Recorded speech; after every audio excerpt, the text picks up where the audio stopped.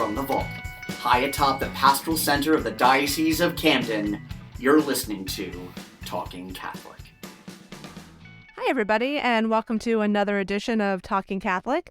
I'm Jen Mauro, and with me today is a new voice, Katie Hagen. Hey, Katie. Hey, how are you? Good. How are you? Welcome to the podcast. Thank you. Happy to be here. Yeah, well, tell everybody a little bit about who you are, what you do. So my name is Katie Hagen. I'm the new marketing manager for Catholic Charities of South Jersey.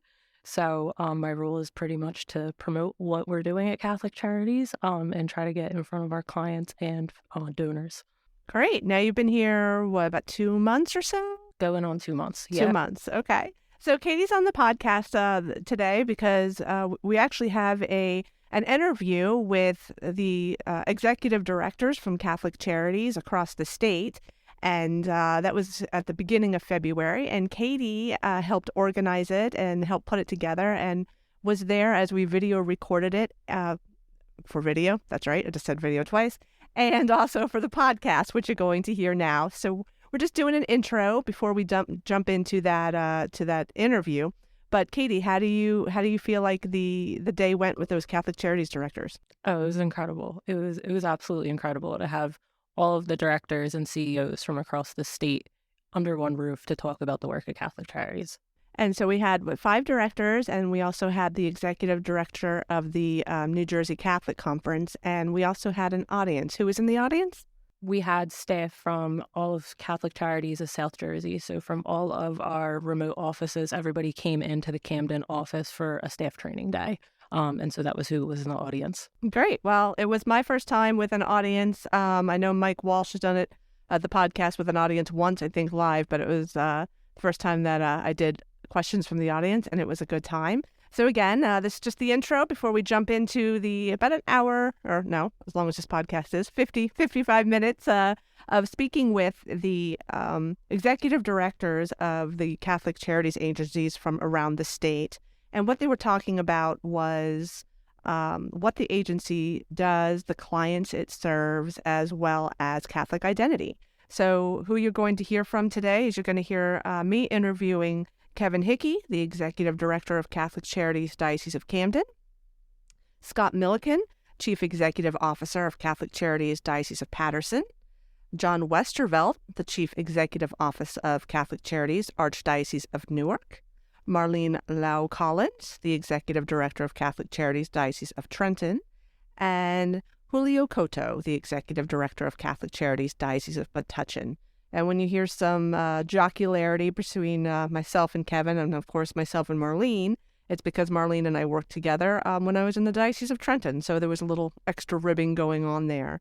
So, and then toward the end, you're going to hear from James King, who was the Executive Director of the New Jersey Catholic Conference.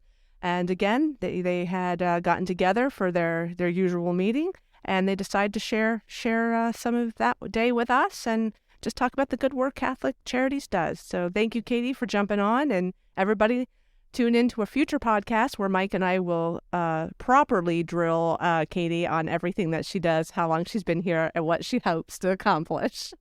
Can't wait. All right. Thanks, everybody. Enjoy. So thanks everybody for being here today. Kevin is really the one who brought this panel together. So Kevin, can you explain a little bit about why we're here today and how this idea came about? Be happy to. I'm very grateful to my colleagues for making the trek down here. It happens to be a very rainy morning, so I'm very grateful that they came down here. Although I will add that for 20 years, they have dragged me all over the entire state of New Jersey. So I've achieved some level of justice, but I'm really happy that they're here. As I contemplated them coming here, I thought this would be a great opportunity for them to be the manifestation to my colleagues here in Camden of Catholic social teaching, of who we are as Catholic Charities. Many of us here in Camden are fairly new, and so we don't have a sense of the widespread nature of Catholic Charities, not only in the state of New Jersey, but indeed across the country. There's 170 agencies in the United States. 5 of them are here, and I think my colleagues would agree. We happen to think we're probably among the best So it's good to gather together, and I really appreciate them being here. And we have a really wonderful full house here of my colleagues here in Camden. So it's a great start. So thank you, Jennifer. All right, so let's start having every member talk a little bit about themselves and the region that your Catholic Charities agency covers. Well, Kevin, we started with you. I'm moving past. We'll come back to you. Scott, what about you? Can you tell us a little bit about yourself? Sure. I have been with Catholic Charities my entire adult life, 31 years this year with Catholic Charities, 5 as most recent as CEO of the Diocese of Paterson Catholic Charities. We were a little bit unique in that we had 3 Catholic Charities agencies that we 5 years ago all brought into one because people started to getting confused. I thought that was Catholic Charities Agency. I thought that was Catholic Charities Agency. So, but they all did very unique services. So the first agency is Straight and Narrow. It is one of the largest drug and alcohol counseling programs in the country. It starts with Detox Hospital, 30-bed Detox Hospital. We have a 100-bed men halfway house, a 100-bed women's halfway house. We have inpatient and long-term care, outpatient treatment. We have a Mommy and Me program for pregnant mothers where mom and baby can move in and detox and get clean, get classes. So we take somebody from the very beginning at their worst when they're the lowest in their addictions all the way through the halfway house and getting out and getting back into life. The other agency that is very specific is a program for adults with developmental disabilities. Paterson runs the longest running group home in the state of New Jersey, Murray House. And it is, we have about 13 group homes. We have supervised apartments.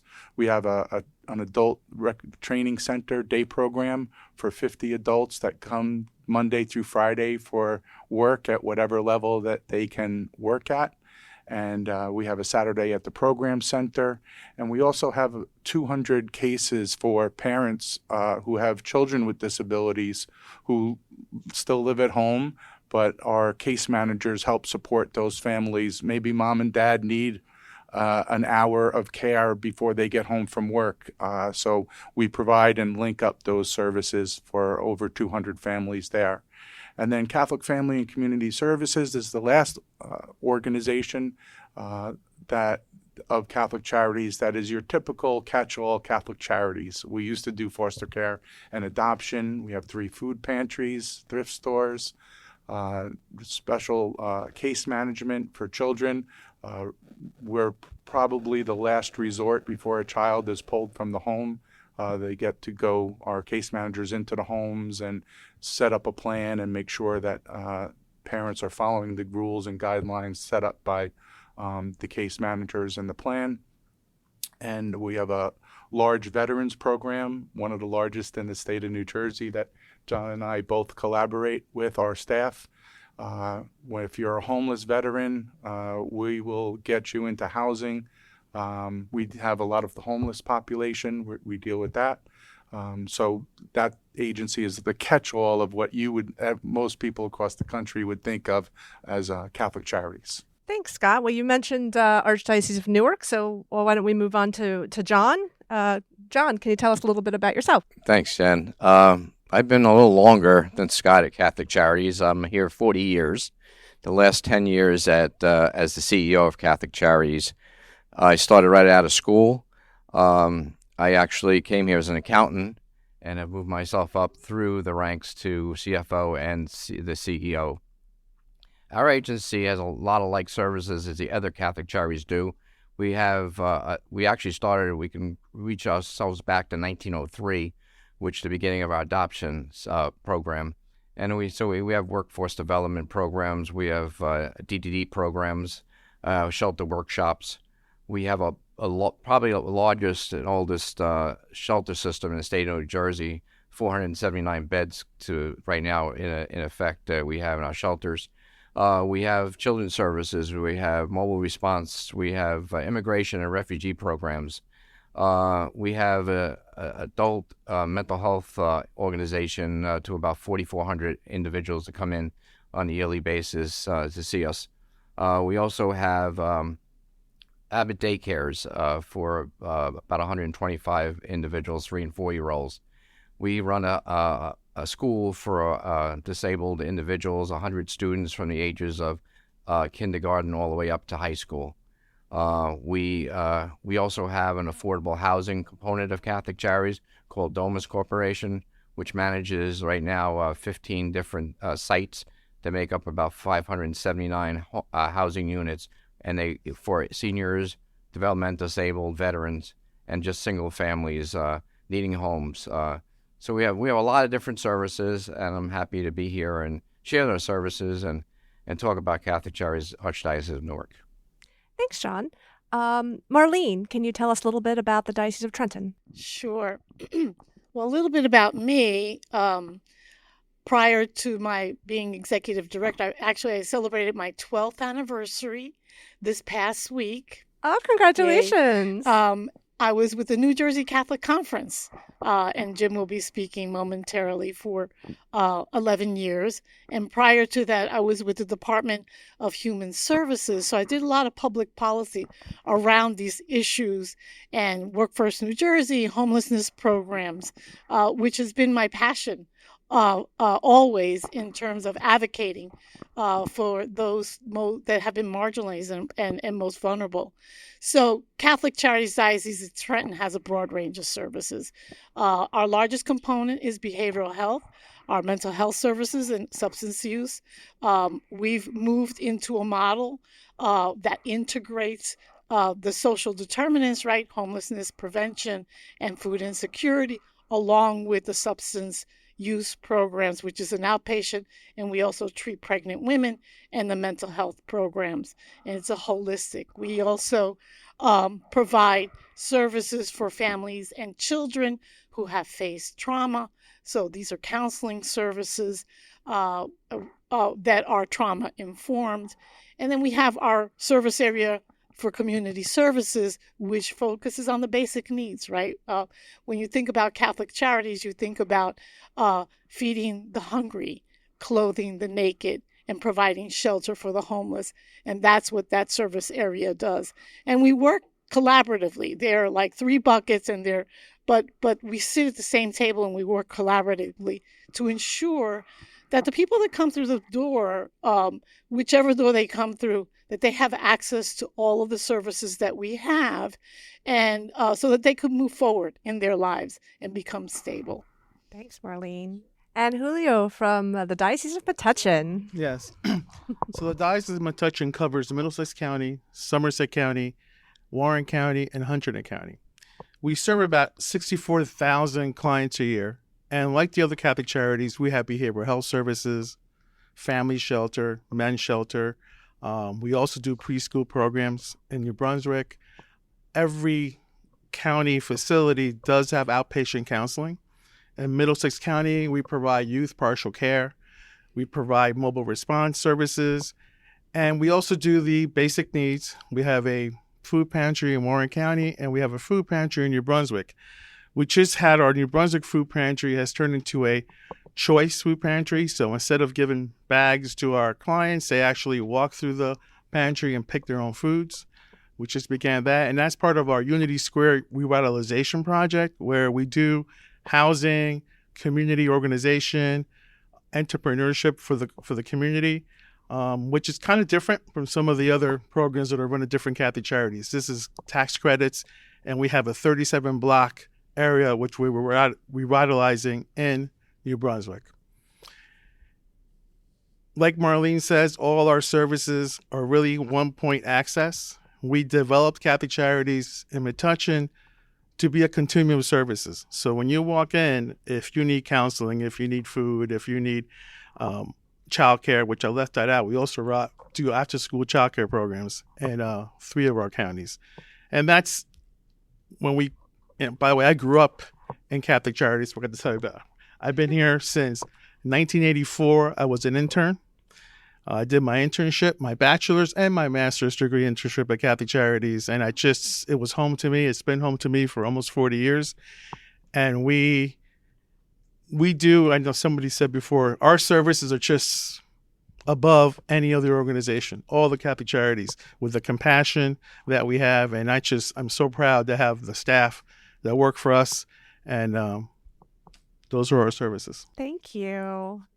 I'm going to turn it over to Kevin Hickey, but I'm going to tell you, Kevin, Julio's already pulled at my heartstrings, the fact that he grew up in Catholic Charities interning. So bring your A game, Kevin. What you got? Oh, my God, the pressure's on. Yeah, Julio, he's a sweetheart. He's a good man.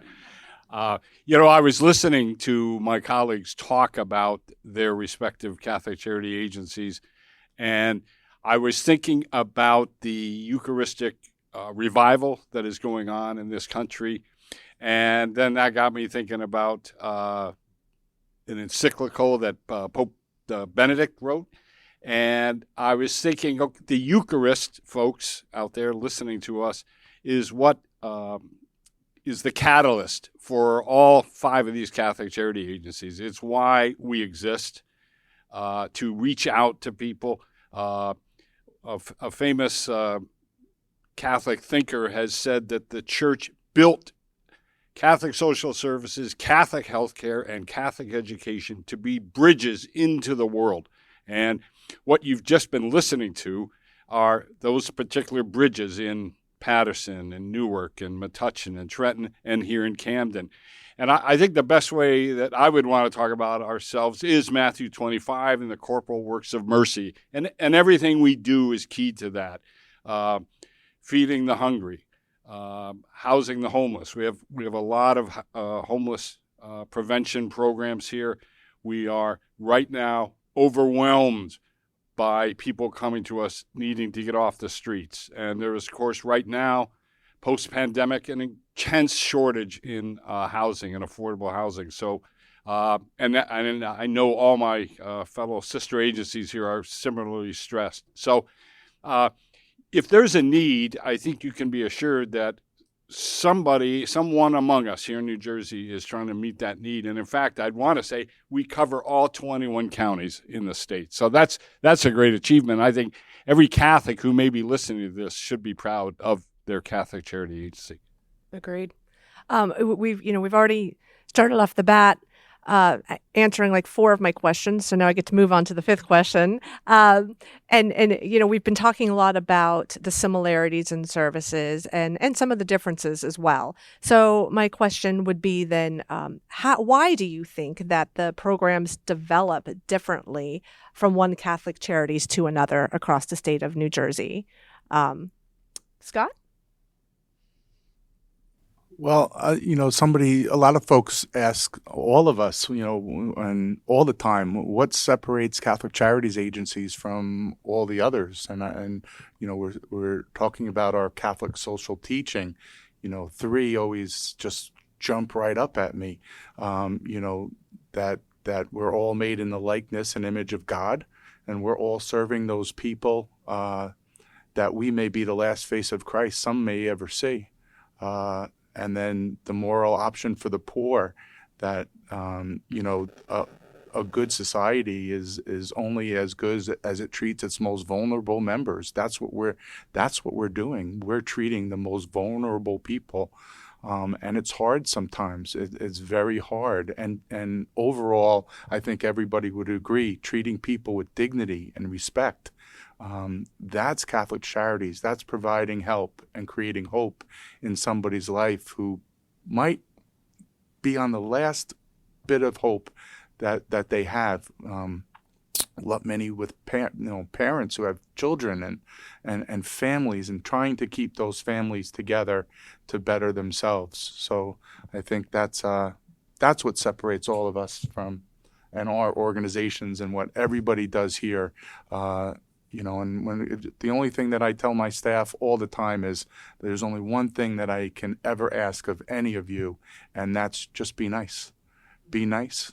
And you're dealing with people with tough situations that sometimes are rightfully so angry and upset, and we have to treat them with dignity and respect. and help them.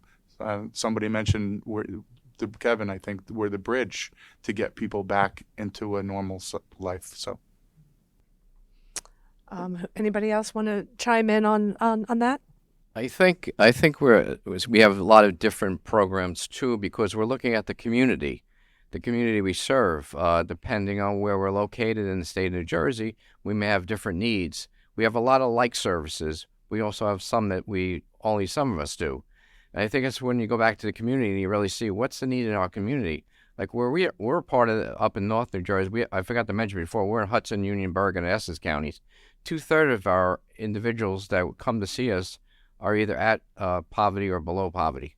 Okay, so we're working. So we have some different programs that we might have up there than other people down in other programs of Catholic Charities may not have. And they do have some we don't have. So I just think in general, I think you need to go back to the community and see what their needs are and how we address the needs of the individuals that are in our care. Go ahead, Marlene. No, that's an excellent point. Actually, you stole my thunder because that's exactly what I was going to say. I think it's really important for people to understand that while we're large organizations in many of the counties, in Diocese of Trenton, we cover Monmouth, Ocean, Mercer, and Burlington. We serve 175,000 people a year. We get a significant amount of money from the federal, state, and local government. And so people look at us from the outside and say, wow, you're a large organization. But internally, we operate like smaller programs that really focuses on the need of the people. Our eye is always on the people that are walking through the door and what their needs are, as well as our staff, too. Making sure that we take care of them because they're taking care of others. And so I think our programs become different among us, the Catholic Charities Agency, as a result of that, because that is the commitment. The commitment is to the people that are in our community and what their needs are. Julio, did you? And to add to that, everything you said is correct. We also have a commitment to our parishes. So we have a parish assistance program. So we listen to the community, the parish community. So if they have needs, each of their services in different counties really are tailored to the parish. And at Catholic Charities in Metuchen, we do have a parish assistance where the priest can refer clients, and we have funding. We have a collection that's on once a year. So not only do we listen to the community needs from the state, but also from our local parishes who are in need. And that's why we're so holistic about our service provision. So along those same lines, how do you handle a request from a client if you don't offer a service that they are in need of? Kevin? Well, all of us, I think, are known for our knowledge of colleagues, other social service agencies. So we do a lot of referring, and vice versa. I mentioned the housing situation, and so a lot of other social service agencies are referring people to us, and I know that's the case in the other dioceses too. So, speaking a little bit about working together, how or do the Catholic Charities in New Jersey, do they work with Catholic Charities USA as well? You're all nodding, so I'll turn it over to Somebody Scott. Speak. Sure, and then I'll turn it over to Marlene because she's on the board of Catholic Charities USA. But I think that that's another very unique thing, that we are all Catholic Charities official organizations, part of Catholic Charities USA, which is does tremendous work across the country that we go to for funding when there's disasters or different things that we need help with. The training, we've all been down and we're trained by Catholic Charities USA and the leadership, Sister Donna Markham at Catholic Charities USA. I think we're one of the only states too, and the other states kind of look at New Jersey because the five of us and Jim meet on a regular basis for years, that we come together. If I need assistance, I can call John or I can call Julio what are you doing for this? What are you doing for that? And it's great. I don't know how many leaders of Catholic Charities across the country there are in our positions, but we're the only one of the states, and there's a few others that meet collectively. So, and there's power in numbers. We get to benefit from each other's experience. So Catholic Charities USA is our member organization. So we are a member of Catholic Charities USA. They don't necessarily run programs, but they raise a lot of money from private donors and sometimes from the federal government, and it gets funneled to us when there's a disaster, for example. And as Scott mentioned, they have a significant training program. It's amazing for disaster response. When Sandy hit the shores of New Jersey, I called upon CCUSA because I had no idea how to manage all of it. And so immediately they send folks from other states that have operated disaster response to assist us. And we were able across the state to collaborate to really address that. So I'm on the board. As you mentioned, there were over 100 members of or networks across the country, and we get to benefit from each other's experiences. There's no competition among the Catholic Charities Agency. I don't care what Kevin says, but but we really share a lot of information and look at ways to help bolster and fortify what we all do. We're going to kind of move into a different a track now, but before I do that, you did mention Superstorm Sandy. Was every diocese and archdiocese in the state of New Jersey affected by that? And if one person could speak quickly about that collaboration and to meet the needs of our clients. Who do you want? I mean, I'll actually do that. Okay. We actually Thanks, were hit in Bergen, Hudson County as well. But the great collaboration, as Marlene had said before, she taking the helm of down in Trenton, actually brought us all together to really understand, because I never was through one of those issues. So it was good to talk to other colleagues here and also Catholic Charities USA to figure out what should we do next and how should we deal with that. And they gave us a lot of funding, and we got a lot of funding through state and government as well to help. But it was the first time in my 40 years working together. We're all 5 agencies coming together to work together and make it work. So that was. Well, speaking about coming together, it's going to bring us to the this topic of a universal church and Catholic social teaching. What do you think makes Catholic Charities different from other social service agencies? As you can see, I have a problem with the S words here. So, Kevin, why don't you answer that? Yes. And Julio was speaking to this issue earlier. So I think it is because we, first of all, we're thousands of years old, and we're animated by the gospel. We referenced Matthew 25 earlier. We're also energized, informed, educated by Catholic social teaching, which again is thousands of years old, and church thinking about the human condition. There is no other faith-based organization in this country that can compare, that really is even like Catholic Charities.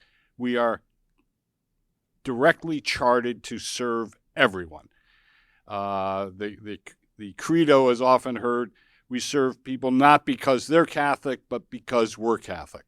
And we're unique. And the fact that dioceses raise money and fund their respective Catholic charity agencies, differing amounts certainly, but still, they're funding it, is an amazing thing, and it shows the commitment that Catholicism has to serving poor and vulnerable people.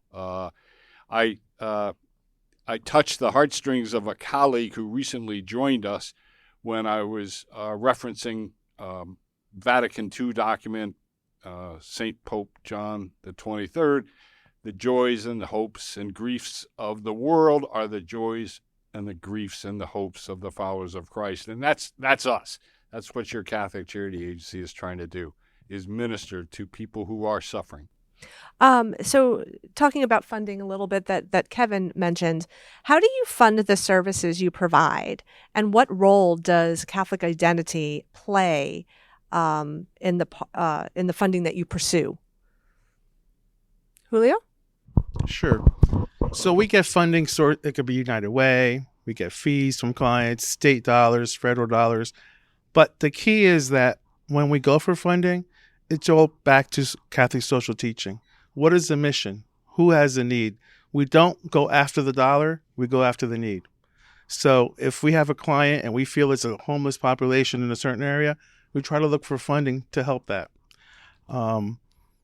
We do funding from like a county, communities. We have CDBG funding, and that's where it comes from. The major, some people think we're so large, you guys are just trying to go for money. That's not true. The truth is that we are here to meet the needs of our clients, and we have a responsibility to meet that need.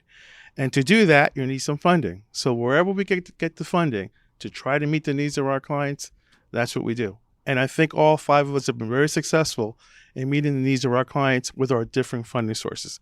And it comes from the parishioners too. So we get dollars from our diocese, and it's just a community-based, we're here for our clients who are in need, and the funding is just part of that sometimes struggle to try to get that funding to meet the needs. But I think we really do a good job of meeting, and it's all about Catholic social teaching. It's all about where is that need? That community has a need. That person. It's more than community. I tell my staff, treat people as an individual. Instead of looking at the big bucket, when that person comes in, they have an individual need. We can't stereotype. And whatever that need is what we're going to do to take care of them. And funding can come from different places just for that client. And it's important that we watch the individual needs of our clients. Kevin? Yeah, I just, thank you, Jennifer. I wanted to follow up with Julio was saying. Another point of Catholic social teaching is called the common good. And it's the common good is justice. And justice is the ability of all of us to live out our life with dignity and according to our intelligence, our ambition, our drive, all that good stuff. And the Catholics believe that the government has a role in promoting the common good, and that's why we partner with government. So all 5 Catholic charity agencies in New Jersey take government funding, and it's because of the view that we are there to promote the common good, but so is county government, state government, federal government. So that's what propels us into these good partnerships with state agencies, federal agencies. Anybody else want to add something before we move on? It's sometimes very hard, and the one thing that I think differs Catholic Charities is we don't turn people away. When we don't have a solution, we come up with a solution and help those folks. We are, the parable, the Good Samaritan. We are the innkeepers. All of you staff, you are the innkeepers. You are keeping people safe. You are giving people hope. So we all do that. Moving on to the topic of trauma-informed care, which is something that we had been discussing a little bit before this presentation. Can somebody explain what trauma-informed care is and why it's a popular term in social services? Marlene's nodding. Julio's. Well, I didn't know that. I don't. Marlene's I didn't nodding. know that I'll so do a very good job because I'm not a clinician. So if there are clinicians here, please feel free to correct me. But when I first came to Catholic Charities about 10 years ago, one of our directors for Children and Family Services came to me and started talking about this trauma-informed and a particular process called ACE, where you make an assessment of an individual. And it really, I think digs deep in terms of the experience of that individual or child or adult, that even goes back to childhood, and to to kind of identify, the level of trauma that that person is experiencing. So that's kind of, in a very general way, the clinical aspect. When our organization talks about trauma informed, it's also training or our staff to understand that everyone who walks through that door has had some kind of trauma in their life or experience. And so, we've always looked at, part of our corporate values, as Kevin talked about, dignity of the human person, right? So that we treat people in a particular way because they have an inherent dignity. But they're also understanding now this term, trauma, and what that means. And so it kind of provides another layer. So that's sort of, I hope that's helpful. Yeah. And I don't know if anybody wants I think to add to that. the way I look at it is also, the consumers we serve as well, but also our staff who every day see major trauma out there in the field working 24-hour programs. And how do we take care of them as Catholic agencies? How do we do training? How do we send them to programs that can help them?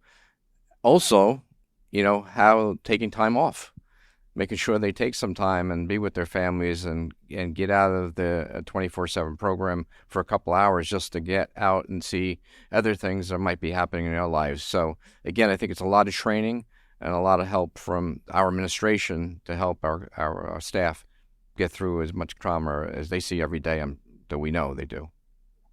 Yeah, I'm glad you mentioned that because as a reporter, an editor with the Catholic Star Herald and in other dioceses before here, I've been out with staff on when they meet clients, and that's something I've always wondered is how do you care for the caretaker, so to speak? How do you train and develop your staff so that they can meet the needs of the clients and don't go home at the end of the night, burnt out after a while? Julio? We partner with Rutgers, and we do Rutgers trainings that come to our organization. So every year we have at least 13 trainings for our staff, because I think education and skill set to actually train every year, different evidence-based interventions come out. So our staff, not only do we serve the clients on a day-to-day basis, we're professionals that are trained, have the skill set, and that trauma-informed is part of that evidence-based skill set. And we try to take care of our staff with, every year we have a staff appreciation day. Our supervisors make sure that we put a list in the middle of the year how many staff have not taken vacation. So we start putting reminders, okay, you haven't taken vacation half a year, it's time to take that vacation. It's important that we take care of ourselves and we can't take care of our clients if we don't take care of ourselves.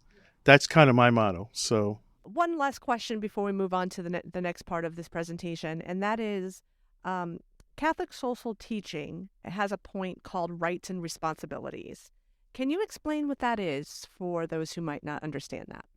Kevin does a really good job at this because he chapter and verse, the themes of Catholic social teaching.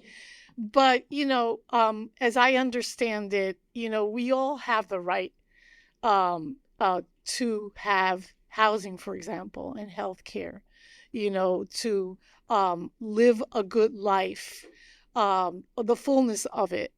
And we also have a responsibility, including our clients, to be engaged civically and to be a part of, for example, public policies. We just can't sit back and complain. Right. Right. We just can't sit back and complain. If you're going to just sit back and complain and not be engaged, then that's a problem. We all have a responsibility and a right to do that. So that's kind of how I understand it. Kevin, do you want to add to that? Yeah, it's just the basics. It's everybody has the right to have housing and be sheltered and be fed and be hungry, not be cold. Those are the basic human rights, and it's everyone's responsibility to assure that taking care of others. And that's what we do at Catholic Charities. Mm-hmm. So everybody here has mentioned public policy, and the name Jim has popped up a few times. So who is this elusive Jim that has been mentioned? We're going to bring on the panel now, this roundtable discussion, James King, who is he is the executive director of the New Jersey Catholic Conference, which is the public policy arm of the state's Catholic bishops. Hi, Jim. How are you? Doing well, Jennifer. Thank you for having me. Good. Thanks for being on. So can you explain a little bit for everybody about what the New Jersey Catholic Conference does? Sure. I'll just build on the fabulous introduction you just gave me. But our job is to represent the Catholic organizations here in the state, the almost 4 million Catholics that we have living here in New Jersey, the organizations that serve them. We are the liaisons between those entities and the legislature, other governmental agencies, the state legislature, and and then federal level, so Congress, the White House, and the various federal agencies. So what is the relationship between the NJCC and Catholic Charities? Well, I think the executive directors for the agencies were being somewhat modest. I've been to national meetings with Catholic Charities USA and USCCB, and quite often New Jersey is pointed to as a model that they wish other states would represent. We have a very strong relationship. We enjoy that, and I know some of my counterparts in other states do not enjoy that strength of relationship with their Catholic Charities agencies. So I'm honored that the executive directors include me in their meetings. We collaborate often on issues of mutual concern. I do have to say, I'm going to just go off topic a little bit here. I do think some of the things that Mr. Hickey asks me to do is still payback. 12 years ago, when I was interviewing to join the Catholic Conference, I was working for the Archdiocese of Philadelphia, and the interview team had me attend a meeting of an ad hoc committee that Mr. Hickey was on for poverty. And they just introduced me as a consultant coming in from the Archdiocese. And Mr. Hickey ran right over and said, "We're practically neighbors. I'm from Camden. You're from Philadelphia. We should collaborate." And I had to go along with the ruse. I couldn't tell anybody why I was at this meeting, that I was going to be hired for the conference and everything. So, after that announcement came out that I was hired for the conference, Mr. Hickey said he would make it his life's work to make my job very difficult at the conference. So I think that's why I'm here today. So. Kevin, rebuttal? Guilty as charged. Okay.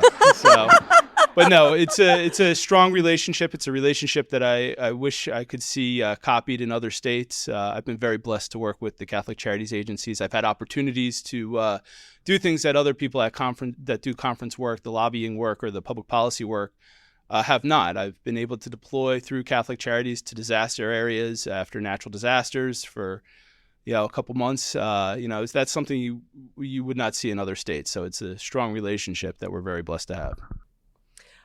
So we know that some of your focus is on translating some of the concerns of the executive directors of the Catholic Charities here in the state into policies that help the vulnerable in our communities. Is that correct?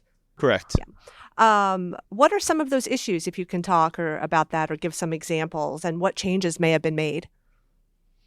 Through the work of the conference with the Catholic Charities directors. Okay. Yeah. Well, over the years, we see that the expertise that Catholic Charities brings, and again, this is something the directors touched on, we are different in the sense of, as a religious organization, many of which come and just offer a position that says, well, our faith says we need to care for the poor, our faith says we need to do this. We say the same thing, but we say we have the evidence to back it up, we have the need. So I can say this directly, and I've been on both sides of the table. My work as a congressional staffer many, many years ago, I saw firsthand, meeting with organizations like Catholic Charities, how the stories they would bring of their clients, of the people they're serving, and the difficulties, how that often was the catalyst to lead to legislation or amending current laws to address a specific need. So now I sit on the other side, and I can bring that to the meetings with legislators or governmental officials and say, we're not just here because it's a mandate of our faith to care for the poor. We're actually doing it. And these are the people on the front line. These are the people who are doing it every day. And these are the deficiencies they're seeing out there. This is what we need to address. So that's quite effective when you can go before a legislator or their staff and say, this is where we see the greatest need. This is what we think could solid public policy can actually address, and they're thankful for that. Catholic Charities has a tremendous reputation. I tell everyone a story. I was in Washington a couple of years ago, and I was meeting with Senate offices, and I bumped into a senator from our state. We don't always agree on every issue with him. He asked who I was. I introduced myself, said I was here talking about issues related to Catholic Charities, and he screamed in the middle of the hallway, "Catholic Charities, I love you guys. You guys make my job so much easier." So there you go.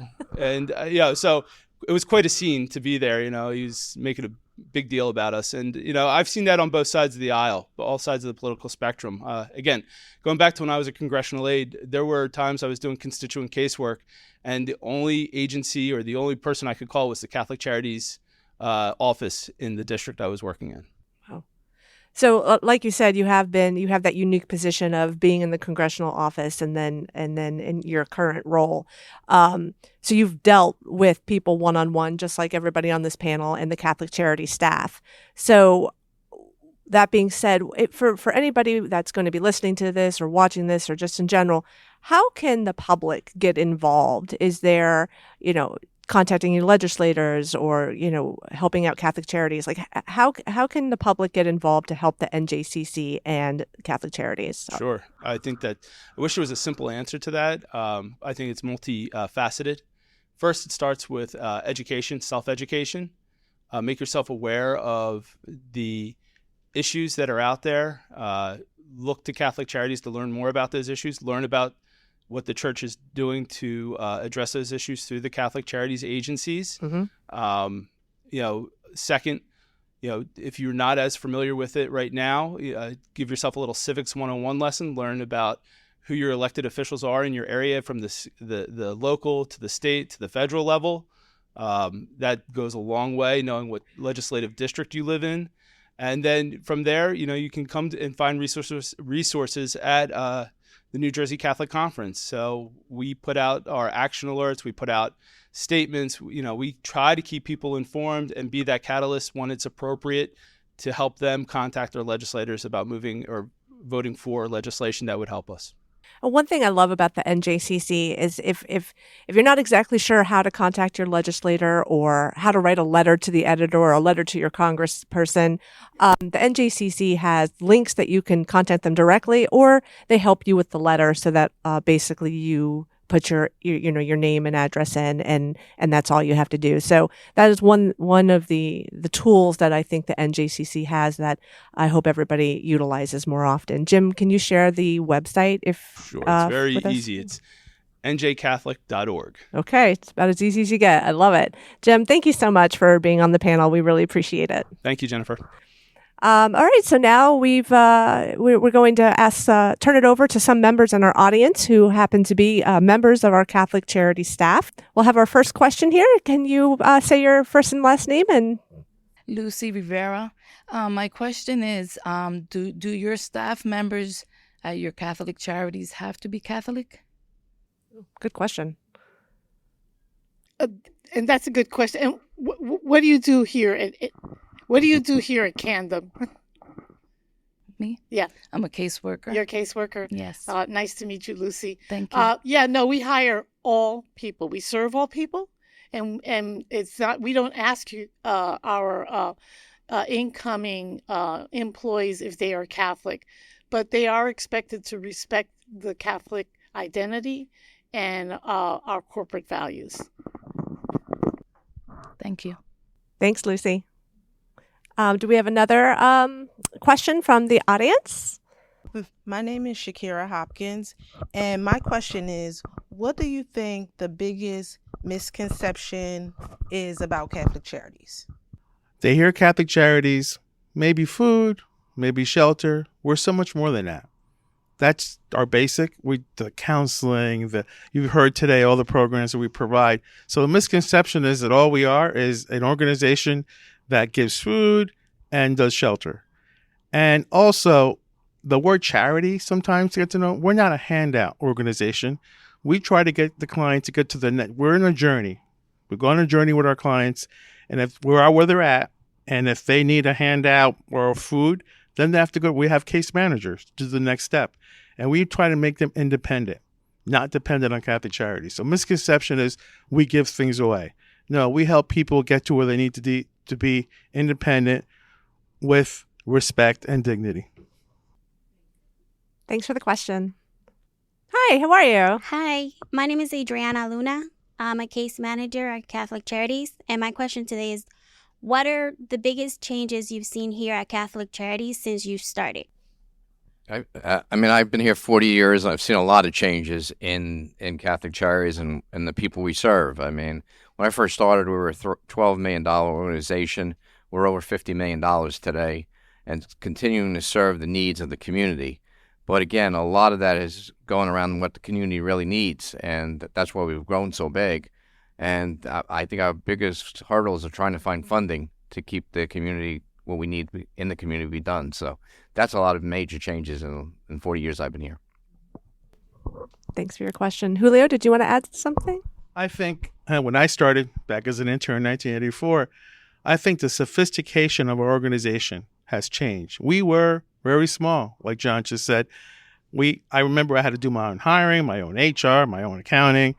We are now a very sophisticated organization. We still, I think Marlene made that point, we still operate like we're a small organization to meet your need, but we're sophisticated. We have an IT team and an HR team and an accounting team. So we provide professional services, and the needs haven't changed, but the way we provide our services have changed with technology, et cetera. So I've seen us come from a very small place to a sophisticated nonprofit organization that serves the clients. Thank you. Thanks for your question. Any more questions? No more questions? Okay, well, we're getting ready to wrap up, and I'll ask everybody some final thoughts. But like I said, I'm pretty sure everybody here has worked together for a long time. And come on, y'all, I haven't heard enough ribbing. So somebody share some dirt. Let's hear a good story. I have long admired John Westervelt. This, as you can tell, this is a man of great experience. And what I just am intrigued by is that he drives a pickup truck. And he's completely comfortable driving this pickup truck, which he drives to the state capitol, and he has his meetings with state agencies and his representatives. And to me, there's something about that pickup truck. It's symbolic of John's closeness to people. And I think it's an identity that he proudly wears. So I would love and what to. does the license plate Yeah, say? that's what I was going to say. Oh, I don't know. What does it say? You can't miss my license plate because it says Westy. So, so if I'm going a place, I'm going to visit somebody, and they know I'm here because my license plate's there. So, but again, when I first met everyone here, I was driving to pick up every day, and I decided maybe it wasn't a great thing to do once if I had to pick up some board members and put them in the car, so I ended up getting a Ford Explorer. But it still got Westy plates on it. But again, my years of service to Catholic Charities, I wouldn't trade in for a world. And I say this to all people: 40 years, you could have made a lot more money doing other things, but at the end of the day, you know how many thousands of people came in through Catholic Charities' door that we served, and we continue to serve, and wouldn't change it in the world. Amen to that. Amen. Well, I think that is a great note to end on. I can't thank everybody enough for asking me to moderate this panel of well-respected colleagues of Catholic Charities. I thank John and Scott and Kevin, Marlene, and Julio for sitting down and talking. Thank you for the audience for asking some questions, and thank you, Jim King, for bringing that all together and explaining how the public can be involved as well. All right. Thank you, everybody, and have a great day.